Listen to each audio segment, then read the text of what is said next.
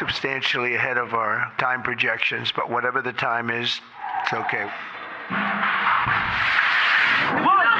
Halo warga sipil sekalian, oke, kalian mungkin udah terpapar banyak sekali informasi mengenai perang Amerika Serikat Israel melawan Iran ya. Dan kalau kalian nonton video ini, baik sengaja atau tidak, tolong tonton sampai habis. Karena konten ini akan memberikan kalian informasi, perspektif, dan kedalaman data yang mungkin berbeda dari konten yang sebelumnya kalian tonton. Jelas beda lah, gue bayarnya mahal. Data, laporannya, ya kita beli gitu. Memang dunia ini luar biasa sekali. Jadi gini teman-teman, gue bukan pakar geopolitik, gue nggak bakal ngomongin konspirasi, gue nggak ngomongin info A1, A2, A3, Viava, Vivu, Fufu, Fafa, info Intel, game teori, teologi, ramalan cenayang, siapa yang kalah, siapa yang menang, enggak. Gue cuma mau bahas konten ini dari pisau bedah ekonomi, bidang yang secara keilmuan formal gue tekuni. Dan di sini kita nggak bakal punya banyak opini dapat-dapat, kita bakal jelasin dengan angka dan data yang nantinya akan bisa kalian simpulkan sendiri kemana arahnya. Intinya, apapun yang kalian yakini dengan angka dan data ini, kalian akan melihat seberapa mengerikannya seorang manusia bernama Donald Trump. We will make America great again. Dan ya, dia lebih mengerikan dari apa yang kalian lihat sekarang. Karena apapun yang dilakukan Trump sekarang, misalnya kalian udah benci sama Trump ya, nonton video ini mungkin bakal lebih benci lagi. Karena apa yang dilakukan Trump bukan cuma menyengsarakan hampir seluruh populasi di dunia ini, tapi masyarakat Amerika sendiri. Dan dia melakukan itu semua demi keuntungan pribadinya dan para kroninya. Jadi penderitaan yang sekarang dirasakan oleh banyak orang di seluruh dunia ini datang dari dua mesin uang Trump yang saat ini bekerja dalam perang, yaitu industri LNG dan senjata. Jadi, selamat menyaksikan.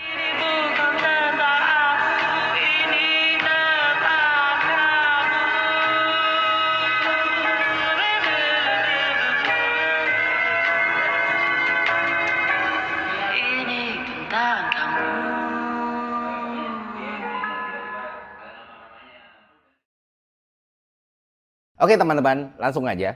Beberapa hari yang lalu ya, sekitar 1 minggu yang lalu mungkin ya, gue udah sempat bahas berapa besar keuntungan yang diperoleh dari industri pertahanan Amerika Serikat atau industri senjatanya US gitu. Dan gue post di Instagram. Berikut videonya. You know, after all these years, Russia and Ukraine still at war right now. So let me ask you something. When all this fighting going on, who really getting paid? The answer is America. And here's the crazy part. The more tension you see around the world, China and Taiwan, Israel and Iran, the more money start flowing into the US. Why? Because America run the biggest weapon industry on the planet. When the countries start fighting, they don't go shopping for the peace, they shopping for the weapons. And a huge chunk of the equipment made in the United States. They spend almost $1 trillion a year on the defense. That's all about 37% of all military spending on the earth. And when it comes to selling weapons globally, the US control about 40% of the arms market. So think about the cycle. Here's the funny part, the irony. Look at Denmark. They are buying American missiles to protect Greenland. Buying weapons from America to protect themselves from the possibility of American pressure. It's like buying security camera from the same dude you worry might rob your house. Kind of funny, right? But that's how system works. And when defense spending goes up, a big part of that money flows straight into the American defense industry. And right now, America sitting right where the money flow. Nah, kenapa gue pakai bahasa Inggris ya? You know lah. Karena kita butuh diskusi yang membangun dan emang terbukti nggak ada komen-komenan yang menyebalkan dari konten itu. Simpelnya kayak gini teman-teman dari konten itu. Sejak perang Rusia dan Ukraina terjadi, perusahaan-perusahaan senjata di Amerika Serikat itu kaya raya banget. Saham mereka strong, omset dan profit mereka naik berkali-kali lipat, duit mereka tambah banyak, dan kita bisa bilang mereka lah pemenang sejati dari perang Rusia dan Ukraina ini. Belum lagi kita ngomongin kasus Greenlandnya Denmark ya, di mana negaranya Peter Schmeichel ini terpaksa belanja sistem pertahanan dari Amerika Serikat demi melindungi kawasan mereka dari tekanan Amerika Serikat. Yaitu kayak lu punya toko, lu dipaksa untuk bayar duit keamanan ke ormas yang kalau lu nggak bayar, toko lu bakal diobrak-abrik sama ormas ini. Gila kan? Nah, ya, itu sama persis. Dan itu yang terjadi gitu. Belum lagi serangan dan invasi Israel ke Gaza Palestina ya. Yang mana kita, seperti yang kita ketahui dan gue jelaskan di video itu, 40% market senjata di dunia ini dimiliki oleh Amerika Serikat. Nah, berdasarkan data dan angka yang kita kumpulkan, Print pasar terakhir, ITA, ITS Aerospace dan Defense Amerika Serikat ada di 242,20 dolar.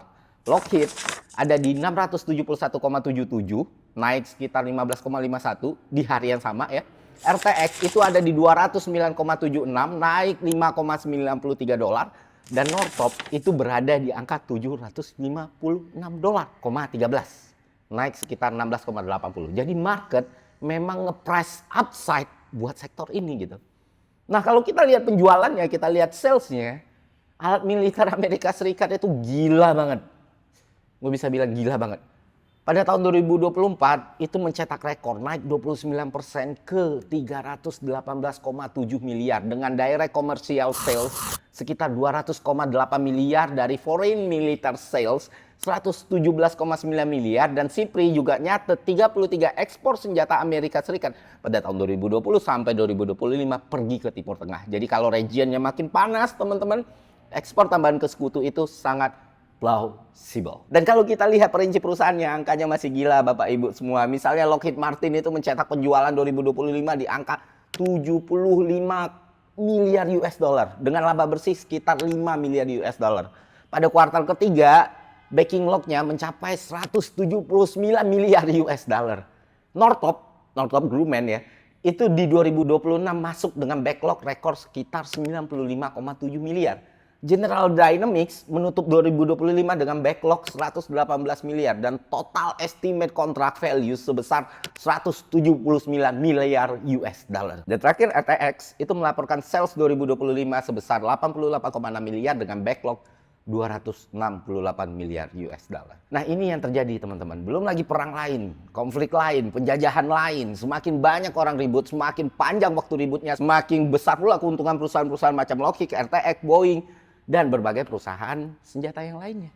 Nah, kalau nggak ada perang, kalau nggak ada konflik, kalau nggak ada keributan, udah hancur industri ini.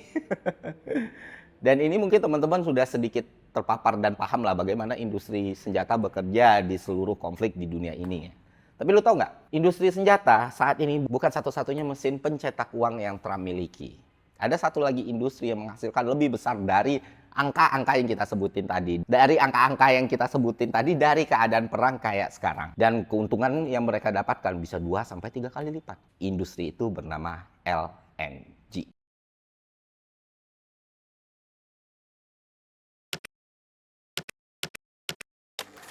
Dan lo tahu, ketika perang dengan Iran terjadi dan Selat Hormuz ditutup, Trump bisa menghasilkan jauh lebih besar dari yang selama ini mereka peroleh dari semua kekacauan ini. Nah sebelum kita lanjut, gue mau jelasin dulu apa itu LNG. LNG itu singkatan dari Liquefied Natural Gas. Jadi intinya gas alam itu didinginin teman-teman sampai suhunya menyentuh min 162 derajat Celcius dan berubah jadi cair. Nah kenapa harus dicairkan? Karena volume gas turun sekitar 600 kali lebih kecil ketika itu dicairkan. Jadi bisa diangkut tuh pakai kapal tanker ke seluruh dunia. Begitu LNG ini muncul teman-teman, pasar energi itu berubah total. Gas yang dulunya bersifat regional berubah jadi komoditas global seperti minyak. Negara yang punya cadangan gas bisa menjual energinya ke mana saja selama ada terminal liquefaction-nya untuk mencairkan gas dan kapal tanker untuk mengangkutnya. Di sisi yang lain, negara yang kekurangan energi bisa membangun terminal regasifikasinya untuk mengubah LNG kembali menjadi gas lalu memasukkannya pada jaringan listrik atau industri. Sampai sini paham ya? Nah, supaya teman-teman ketahui banyak banget negara di dunia ini yang nggak punya gas, tapi butuh gas. Di Eropa banyak, Jepang, Korea juga sama. Mereka punya ketergantungan pada gas ini tadi. Dan selama ini pemain besarnya ada 2 negara ini. Selain Australia sama beberapa negara lain yaitu Rusia dan Qatar gitu. Rusia, supaya teman-teman ketahui, dulu nge-supply lebih dari 40% gas untuk Eropa. Sementara Qatar itu ngeberesin Asia dan sekitarnya gitu. Tapi itu dulu teman-teman. Ya nggak dulu-dulu banget sih, sekitar 4 tahun sampai 5 tahun yang lalu lah. Sekarang kedua negara ini dikalahkan oleh satu negara yang 20 tahun lalu masih menjadi importir LNG. Negara tersebut tak lain tak bukan adalah Amerika Serikat. Dan perubahan ini terjadi bukan cuma karena produksi Amerika meningkat, tapi karena perang Rusia dan Ukraina yang terjadi beberapa tahun yang lalu, konflik di Timur Tengah, dan perang Iran, Israel, Amerika yang terjadi hari ini. Kita mulai dulu dari yang pertama ya. Selama puluhan tahun Eropa itu bergantung pada gas Rusia, teman-teman. Sebagian besar gas itu tidak datang lewat kapal, melainkan lewat jaringan pipa raksasa yang mengalir dari Siberia menuju Eropa Timur sampai dengan Jerman. Sebelum perang Ukraina, sekitar 40% kebutuhan gas Eropa itu datang dari Rusia. Dan ini hubungan yang simbiosis. Rusia butuh uang, Eropa butuh energi. That's it. Maka industrinya bergerak, kan seperti itu. Nah, pabrik baja Jerman, industri kimia, dan banyak pembangkit listrik di Eropa berdiri di atas gas Rusia yang relatif murah. Lalu, long story short, tahun 2022 Rusia menyerbu Ukraina. Sejak momen itu, geopolitik energi berubah seperti papan catur yang dibalik, teman-teman. Eropa akhirnya memutuskan mengurangi ketergantungannya pada Rusia. Pipa gas yang dulu jadi tulang punggung energi mereka tiba-tiba menjadi resiko politik. Negara-negara Eropa mulai mencari alternatif dengan kecepatan yang gila gitu loh. Mereka membangun terminal LNG yang baru, menyewa terminal terapung, bahkan mengubah kebijakan energi mereka hanya untuk satu tujuan, mendapatkan gas dari tempat lain. Disinilah Amerika Serikat masuk gitu kan. Amerika sebenarnya sebelumnya belum pernah tuh jadi raksasa LNG. 20 tahun yang lalu bahkan masih menjadi importir gas gitu loh. Perubahan besarnya terjadi setelah revolusi sel gas gitu loh teman-teman. Jadi teknologinya berkembang, bisalah mereka buka cadangan gas raksasa di Texas, Pennsylvania, dan beberapa wilayah lain. Dan produksi gas Amerika Serikat akhirnya melonjak dengan sangat cepat sehingga mereka memiliki surplus energi yang sangat besar gitu. Nah, ketika perang Ukraina pecah dan Eropa kehilangan gas Rusia, Amerika sudah siap dengan infrastruktur LNG raksasa di Teluk Meksiko, teman-teman. Terminalnya tuh kayak Sabine Pass di Louisiana, milik Cheniere Energy, dan mulai mengirim kapal LNG dalam jumlah besar menuju Eropa. Gas ini, gas yang sebelumnya hanya beredar di pasar domestiknya Amerika, sekarang berubah menjadi komoditas ekspor bernilai tinggi. Dan yang membuat bisnis ini luar biasa menguntungkan adalah perbedaan harganya. Gas di Amerika relatif murah karena produksinya sangat besar, sedangkan harga domestiknya sering berada di kisaran 2-4 dolar per MMBTU. Tapi ketika krisis energi melanda, harga gas di sana melonjak sampai 20 bahkan 30 dolar per MMBTU. Selisih harga ini akhirnya ya ekonomi dasar ya menciptakan margin yang sangat besar.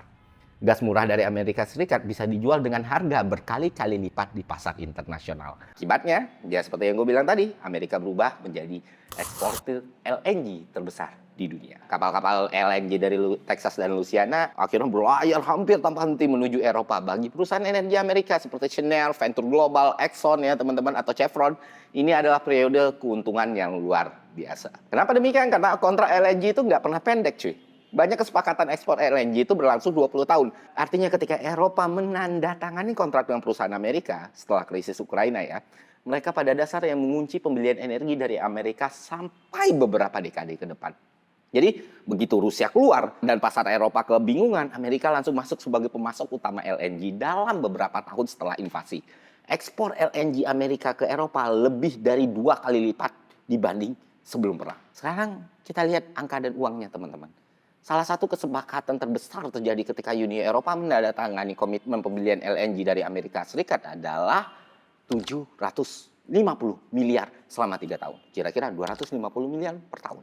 Di level perusahaan, ini terlihat lonjakan yang sangat jelas gitu. Cheniere Energy misalnya eksporter LNG terbesar di Amerika Serikat, tahun 2025 mencatat laba bersih sekitar 5,3 miliar US dollar. Naik 64% dibandingkan tahun sebelumnya karena lonjakan permintaan LNG global ya.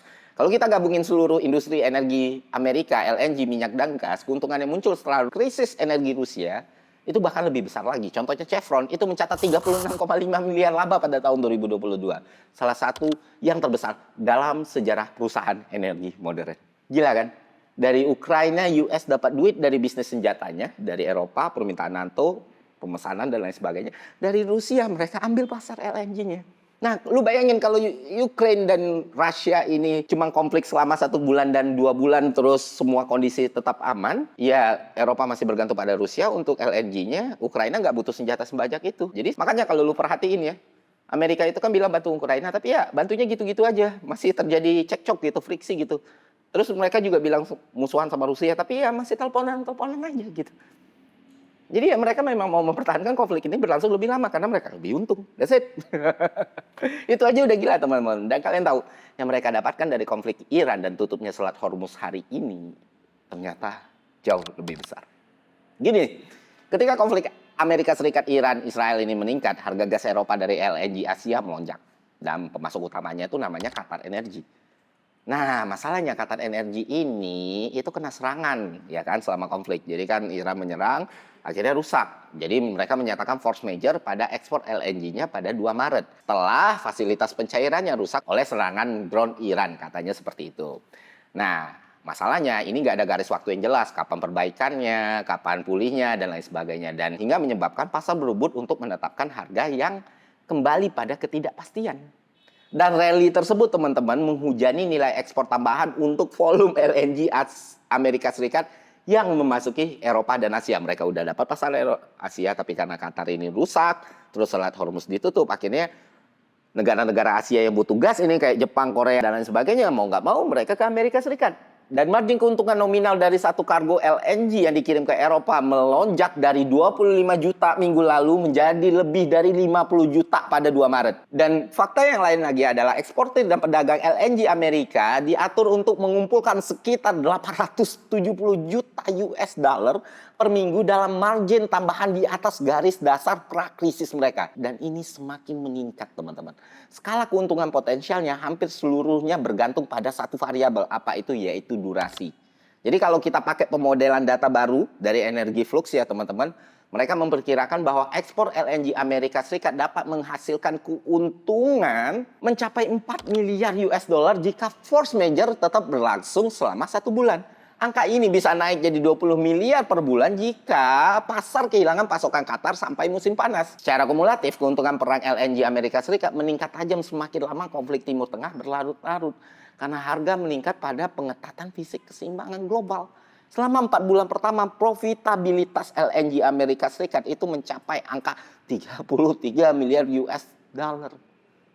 Dan selama 8 bulan, kalau ini diasumsikan 8 bulan ya, angkanya bisa mencapai 108 miliar US dollar. Dan jika dalam skenario yang ekstrim teman-teman, LNG Qatar ditutup selama setahun penuh, kelebihan keuntungan ini bisa mencapai angka hampir 170 miliar US dollar. Dan ini bakal jadi keuntungan terbesar dalam sejarah pasca tahun 2000 dalam komoditas. Dan ini jelas lebih besar dari apa yang mereka dapat di perang Rusia dan Ukraina.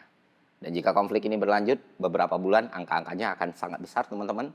Dalam 4 bulan tadi 33 miliar dolar, 8 bulan 108 miliar dolar, kalau 1 tahun 170 miliar dolar. Sebagai perbandingan, dalam 1 tahun di konflik Rusia dan Ukraina, perusahaan LNG Amerika Serikat mendapatkan sekitar 85 miliar dolar. Jadi lebih tinggi gitu loh kalau ini berlangsung terus dan terus. Artinya, sederhananya konflik Iran berpotensi menghasilkan lebih dari 2 kali lipat keuntungan itu hanya dalam beberapa bulan.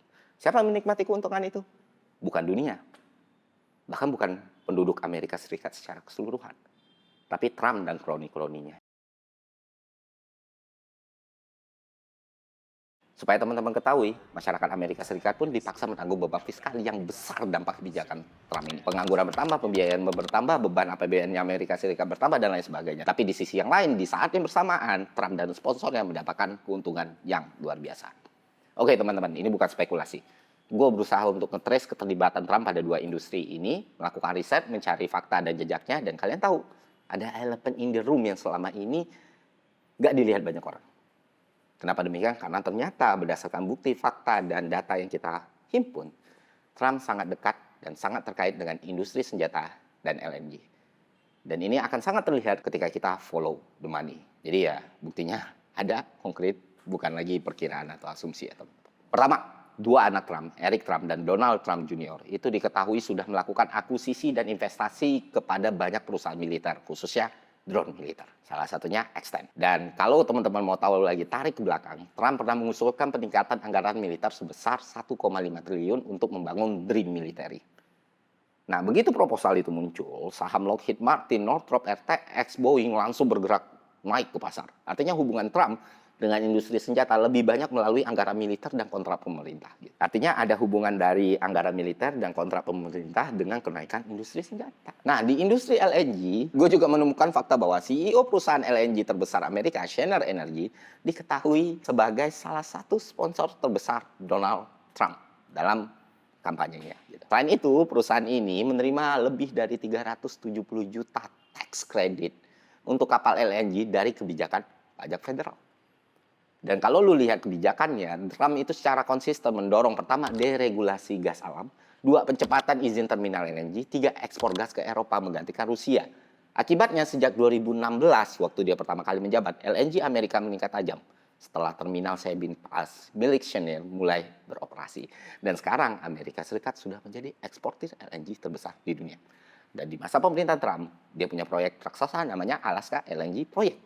Nah, Alaska LNG ini sebenarnya sudah dibicarakan sejak lama, tapi era Trump itu mulai ada dorongan politik yang besar, teman-teman. Pemerintah ingin menggunakan LNG sebagai alat energi dominansinya Amerika. Artinya Amerika tidak hanya produksi energi, tapi pemasok energi di dunia. Trump juga mendorong proyek ini sebagai cara untuk 1, membuka cadangan gas Alaska, 2, meningkatkan ekspor LNG, 3, menjual gasnya ke Asia dengan developer utamanya bernama Gian Farney Group. Perusahaan ini membeli 75% saham proyek Alaska LNG dari perusahaan negara Alaska. Kemudian beberapa perusahaan lain ikut masuk sebagai partner teknologi atau investasi. Selain itu, lebih dari 50 perusahaan global menyatakan minat investasi dengan nilai kontrak potensial mencapai 115 miliar US dollar.